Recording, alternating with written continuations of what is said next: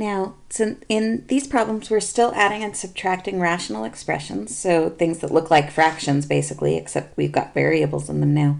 Anytime that we add or subtract anything fraction looking, we need to have a common denominator. If we don't have one, it's our job to get one, so this isn't any different than things that we've seen before. In this particular problem for number 3, notice we have one denominator that's x to the 4th and one that's x to the 2nd. Without too much trouble, we should be able to get both of these to have x to the 4th in the denominator. If we have x to the 4th in the denominator, the first fraction will stay the same. In order to get the x to the 2nd to be x to the 4th, we're going to have to multiply both the top and the bottom by x squared. On the bottom, the x squared times x squared will get me x to the 4th power, and on the top, I'll have 4x squared. So that's really your first job when you're dealing with these subtracting fraction problems, is to make sure that you have a common denominator. Once you have a common denominator, we keep the denominator the same, and then we're going to add or subtract anything that's on the top. So in this case, we have 2 minus 4x squared. In this particular example, those are not like terms, so we can't do anything with that. We can, however, make sure that see if there's any things that we could factor or do to simplify or reduce our problem. In this case, the highest power of x is not in front, so we can turn that around. We notice that we could pull a -2 out of our top expression here. 2 goes into both of these values, and we don't like that negative in front of the leading term. So if we pull a -2 out, we'd be left with 2x squared minus 1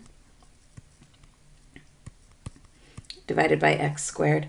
You can try to factor this particular expression to get 0 in the middle, but you will not be able to do that. So once you check, since that x squared cannot, or since this squared expression is not factorable, these cannot be canceled or reduced, and that's really as far as you can go.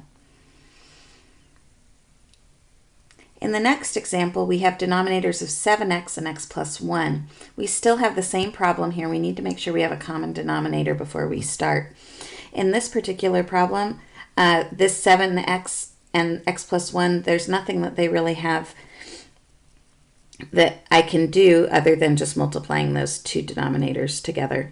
So my new denominator that I'm hoping to get here is going to just be 7x times x plus 1. So in order to do that, let's go through. For the first fraction, I already have 7x, but it will need an x plus 1 on both the top and on the bottom. That's going to get me the common denominator that I need. When I go to the next fraction, I already have the x plus 1, but I need a 7x, so I'm going to have to multiply what I have on top by 7x. So we have this idea of going through and multiplying what we need in order to get this new denominator. Now, we can simplify each of this a little bit here. Now that we have that 7x times x plus 1 on the bottom, what we have on the top is a big old nice long expression. We don't like this final expression here for several reasons, but one of them is that we have like plain x's here, so I might have some like terms that I can put together. This plus in the middle really messes me up because now nothing is factorable, right? These are next to a plus sign, these are next to a plus sign, and I'm stuck. So what I need to do is distribute out my top, multiply these together, and then see if there's any like terms I can combine, and then try to factor and see if there's any simplifying or reducing I can do for my final answer. So up here on the top, multiplying the 4 through, I'm going to end up with 4x plus 4. From the second fraction, I have to do 7x times 5, which is a 35x. Denominator stays the same. And now that things are out of parentheses, I have like terms that I can put together. 4x plus 35x is 39x plus 4 on the top. No like terms. This is not a squared, so I don't have to worry about two parentheses factoring. And there's no greatest common factor. So if I look at the bottom, there's a 39x plus 4 up here. There's no 39x plus 4 down here, so I am completely stuck. And you can leave your answer in factored form just like that. Finding the common denominator in a lot of cases, like this one, in this particular problem, notice we have x squared plus 11x plus 30 and x squared plus 13x plus 42. You could try to multiply those together to get a new common denominator, but with the x up here, we're going to end up with x cubed. Things are going to get really messy really fast. One suggestion that I have when you're trying to find a common denominator, especially if you have big expressions like this, is factor those expressions out first so you can see if maybe you don't have to multiply by quite as much. There may already be some common factors in there that we can use. So for the first problem here, what we're going to do is just factor each of these denominators before I try to get a common denominator, and that'll make my life a lot simpler. So here for the first one, x squared plus 11x plus 30. I can take that in 2 parentheses and again use all those processes that we've been talking about for the last several chapters. X times x gives me x squared. If I do a plus 5 and a plus 6 in this expression, I'll end up with a plus 11x in the middle. For the other fraction, same sort of thing. 2 sets of parentheses. X times x gives me the x squared. 6 times 7 gives me 42. A plus 6 and a plus 7, and double check to make sure that gives me the plus 13x in the middle, which it does. Now, why did I go to all this trouble? Well, now if you look, in this fraction I have an x plus 6, and in this fraction I have an x plus 6. So when I go to get my common denominator, I don't need to use that factor anymore. That's just going to make it so everything I multiply by is going to be a whole lot smaller. However, so what is my common denominator going to end up being? Well, I'll need an x plus 5. I'll need an x plus 6. I already have an x plus 6, but I'm going to need an x plus 7. So my new common denominator is going to be this whole thing. Let's just go ahead and I'm going to write it all out so we don't lose everything. X plus 5, x plus 6, x plus 7. Okay, so in our first expression here, we had an x on top before. It's missing an x plus 7, so I'm going to put that up there. Okay, so I got a common denominator, multiplied the top and the bottom by things so that I could get there. Here, I need an x plus 5 to be in the common denominator, so I'm going to need an x plus 5 up on the top. All right?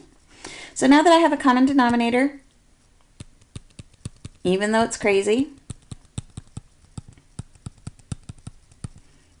okay, we can keep that whole common denominator. Now I just subtract the tops. So I had x times x plus 7, and then I had to subtract all of 6 times x plus 5. I like to take a second and that kind of, oops, that erased more than I wanted to. Let's try that. Okay, so now I'd like to see, are there any things on the top that I can combine? I can't do any canceling right now because of that big subtraction in the middle. So distributing out on the top, I end up with x squared plus 7x. Distributing the minus 6 out in the next parentheses, I have minus 6x and minus 30. On the bottom, I still have my big mess of a denominator. From here, I can combine like terms, and I notice that I do have some stuff I can do there. When I combine those, I get plus 1x, so I have x squared plus x minus 30 on top, over x plus 5 times x plus 6 times x plus 7. Now, in order to finish this problem, if I kind of continue along here, I do want to see if there's anything that I can divide out, but I can't do that in the top form since the x squared plus x minus 30 is not factored.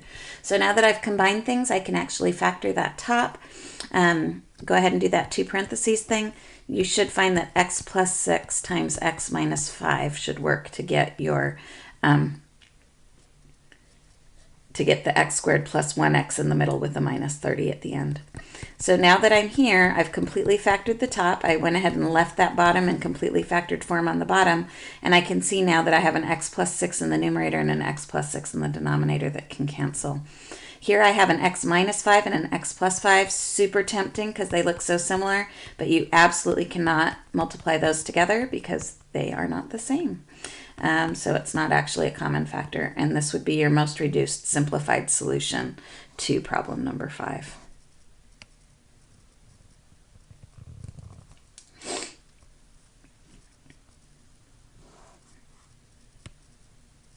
All right.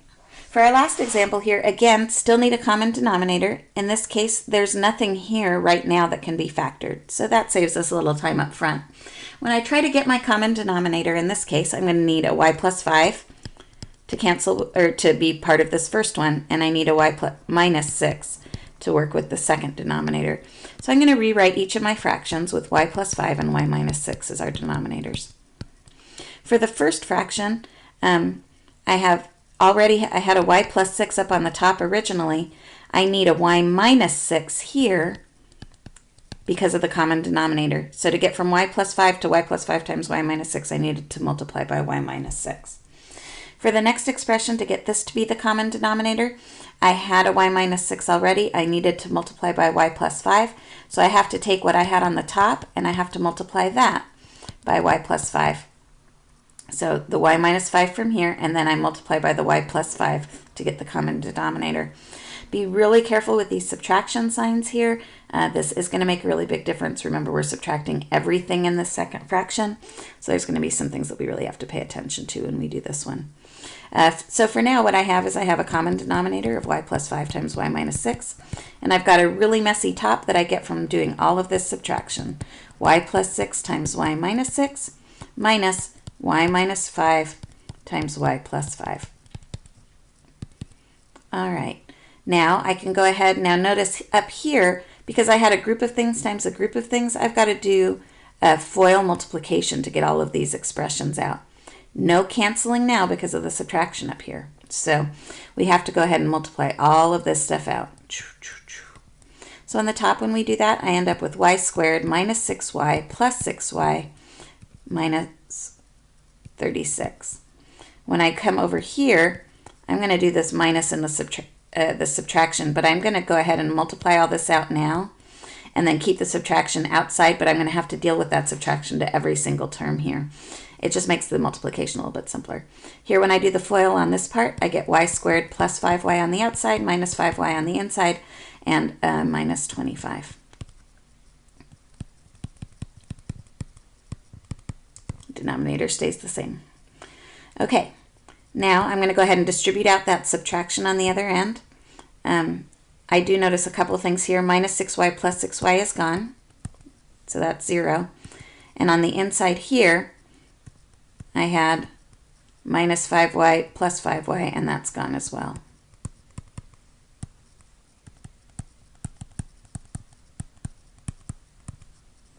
Distribute out the negative. So on the top now, I have y squared minus 36 minus y squared, and then a plus 25. So be really careful about that.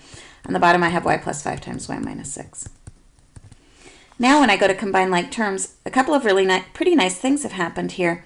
In this particular one, y squared minus y squared, the y squareds are actually gone from the problem. You get 0 y squared. And then all I have here is a negative 36 plus 25, which is negative 11 over the y plus 5 times the y minus 6. Okay.